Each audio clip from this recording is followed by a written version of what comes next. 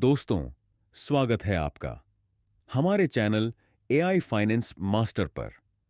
आज हम एक ऐसी घटना की चर्चा करेंगे जिसने न केवल कैलिफोर्निया बल्कि पूरी दुनिया को हिलाकर रख दिया।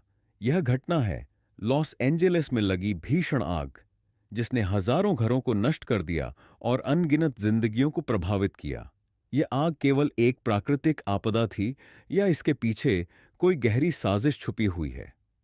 आज हम इस सवाल के साथ साथ इस आग से जुड़े आर्थिक, सामाजिक और पर्यावरणीय पहलुओं को भी समझेंगे।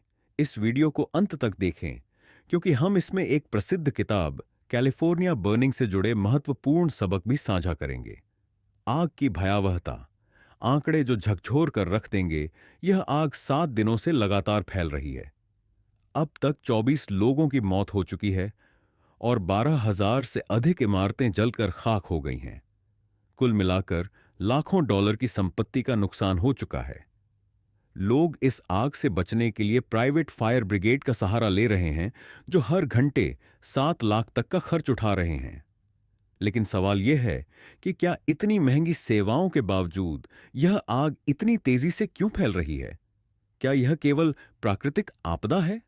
कैलिफोर्निया में आग लगने की घटनाएं नई नहीं हैं, लेकिन इस बार की आग कई सवाल खड़े कर रही है। ताड़ के पेड़ भी जल रहे हैं। ताड़ के पेड़ अपनी मोटी छाल और नमी के कारण आग से बचने के लिए जाने जाते हैं, लेकिन इस बार ये भी आग की चपेट में आ गए। क्या यह संकेत है कि आग जानबूझकर लगाई गई? बीमा कंपनियों का विवादित कदम।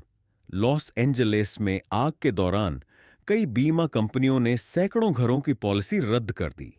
खासकर फार्म इंश्योरेंस कंपनी के इस कदम ने यह सवाल खड़ा कर दिया कि क्या इस क्षेत्र को खाली करने की कोशिश की जा रही है ताकि यहां महंगे रियल एस्टेट प्रोजेक्ट शुरू किए जा सकें। Direct energy weapon theory, social media पर चल रही एक थ्योरी के मुताबिक यह आग अत्याधुनिक हथियारों के जरिए लगाई गई।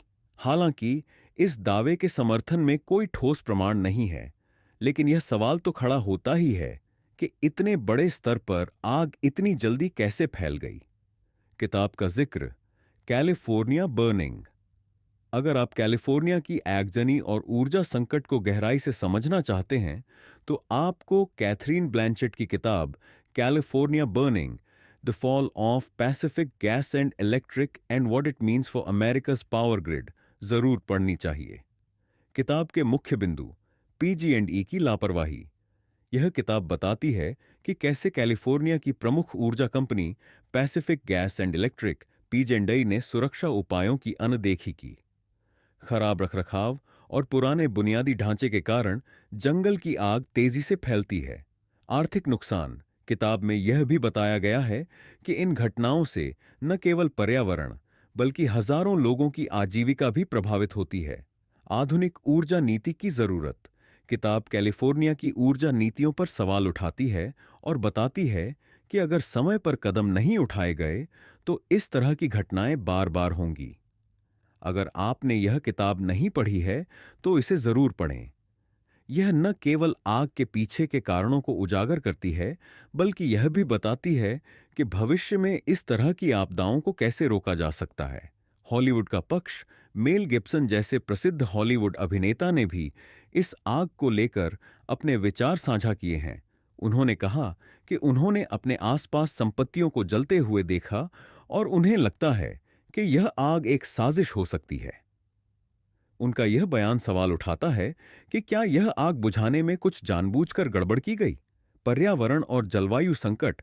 लॉस एंजेलिस की इस आग ने यह दिखा दिया है कि पर्यावरणीय संकट कितना गहरा हो चुका है। जंगलों की कटाई और शहरीकरण ने प्राकृतिक आपदाओं के खिलाफ हमारी सुरक्षा को कमजोर कर दिया है। इसके साथ ही ग्लोबल वार्मिंग और क्लाइमेट चेंज के कारण सूखे की समस्या बढ़ रही है, जिससे आग तेजी से फैलती है। वर्तमान स्थिति और आग पर काबू पाने की कोशिश। पैलिसेड्स की आग। यह आग अब तक 23,600 एकड़ तक फैल चुकी है, जिसमें से 11% हिस्से पर काबू पाया जा चुका है।